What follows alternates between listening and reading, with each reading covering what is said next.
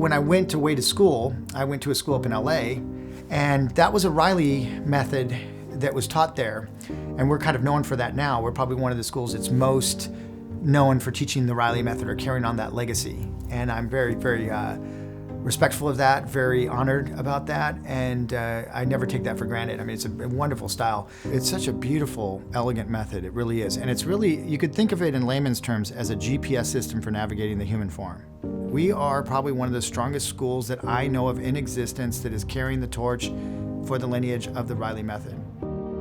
Ateliers kind of harken back to a bygone era of training. They really cultivated some of the most high-level execution and craftsmen in history. And it was more of an apprenticeship style of training where you would come in and organically work your way through the trials and tribulations of becoming a master artist.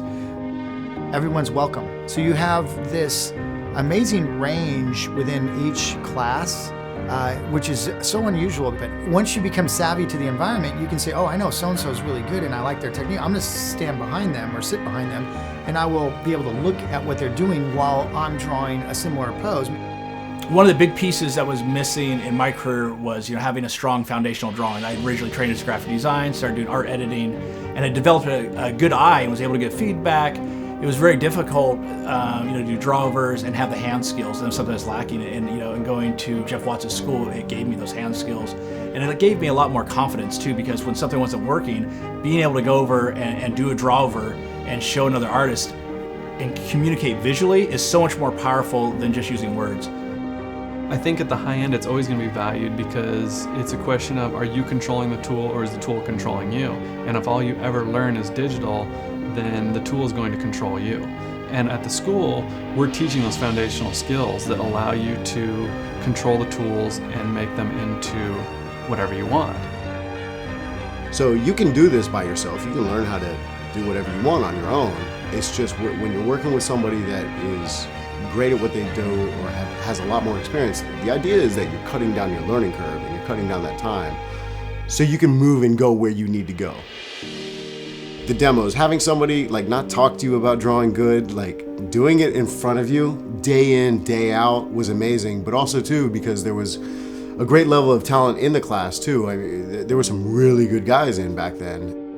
I always made sure whoever my favorite kind of guys in the class were, I would always sit next to them too. So I would not only learn from Jeff, I would also sit next to, some of the students that were definitely above me at that level. At Watts, the community is great. I mean, the passion that each student has, it's kind of infectious, and you can't really sit still for a minute because everybody's so gung-ho about getting better, and it kind of forces you to improve. Someone told me about the Watts Atelier in Encinitas, and I decided to take a class. I looked it up, and I took Robert Watts' plein air class, and it was amazing. He was such a great teacher, and the students were at such a high level, and it was fun. The reason that I would say that most students would benefit coming to our school is that it's actually preparing them for the reality that they're facing. Traditional skills, people think that, traditional skills, traditional media. No, not true. Traditional skills, that's just, a better term would be foundational skills. They're the baseline skills that you need to do it doesn't matter if it's 3D modeling, it doesn't matter if it's digital painting, it doesn't matter if it's photo bashing. All these things, they still require a knowledge of optics, of lighting physics, of edges, of atmospherics, of color harmonies, of composition. Those things don't change. It doesn't matter what the tools are that you're using or what venue that you're working in. It's still the same foundational information. So as an artist, you need to be able to kind of develop and grow, and if you don't have the skills that allow you to develop and grow, then you're going to be in a tough spot. And I think our school teaches those skills that allow you to develop and grow long after you leave the school.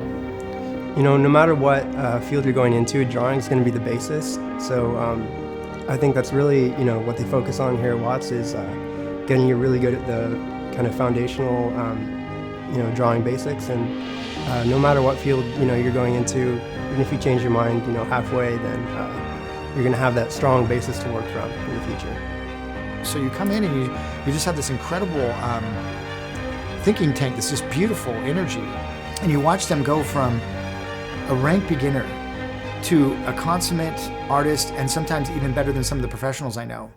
It is absolutely, I'm awestruck, you know? It's amazing that it can happen, that it does happen regularly, and that there's some magical formula that I can't quite put my finger on, but our school possesses it. You're in good hands, and you're gonna come out, and it's gonna be an experience that'll change your life. I really firmly believe that. You will look back on it fondly. It could be a pivotal part of your life as far as making this a reality, as far as you wanting to move forward in some professional capacity. And I've seen it happen time and time again. And so don't let the naysayers hold you down, and come on out and let's get into it, and let's get you good.